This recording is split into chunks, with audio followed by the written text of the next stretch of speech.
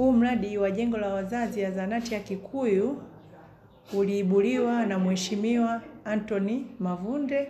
Ilikuwa kwenye ziara zake za kawaida tu za kutembelea baadhi ya taasisi zake.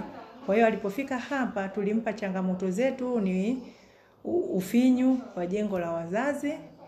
Alisema atalifanyia kazi, lakini tarehe 14 mwezi wa pili 2022 aliweza kutupatia milioni 33,612,800 kwa ajili ya kuanzisha ujenzi ya wodi ya wazazi. Kwa hiyo hizo pesa ziliweza kutumika mpaka sehemu ya renta, zikawa pesa zimemalizika. Hata hivyo tunamshukuru sana mkurugenzi wa jiji la Dodoma. Tarehe 22 mwezi wa 8 2023 alituweza kutupatia milioni 50 kwa ajili ya kumaliziaji wa hili jengo la wazazi. Hizo pesa alizozipatia ziliweza kufanya kazi na kumaliza jengo lote la wazazi, likawa liko tayari.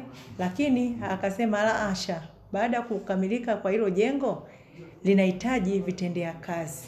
Tarehe 16 mwezi wa pili 2024 alitutumia tena milioni 20, alituingizia kwenye akaunti kwa ajili ya kununua thamani za ofisi. Kama mnavyoona hapa tulipokaa, kwenye meza, viti na kabati hizo ambazo tuliweza kununua milioni 15 kwa ajili ya kununua furniture na milioni 5 vifaa tiba. Kama tunavyoviona kuna vitanda vya wagonjwa pamoja na hivyo vitanda vya kujifungulia na vifaa vyote vilivyopo huko ndani. Tunamshukuru sana mkurugenzi wa jiji kwa ajili ya kutupatia milioni hiyo 20. Lakini pia alisema rahasha, sasa hizi tunaendana na mfumo, tunatakiwa tutumie mfumo GoToHomes.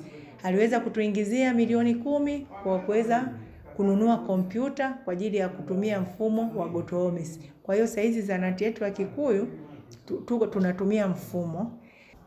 Ninaishukuru serikali yetu ya Jamhuri ya Muungano wa Tanzania kwa kutuletea jengo hili la wodi ya wazazi. Pia namshukuru mama yetu Mama Samia Suluhu kwa kushirikiana na mbunge wetu Anthony Mavunde pamoja na diwani kwa ajili ya kutuletea hili jengo la mahali hapa. Kwa kweli limetusaidia sana na limeokoa mambo mengi sana kwa kina mama wajawazito.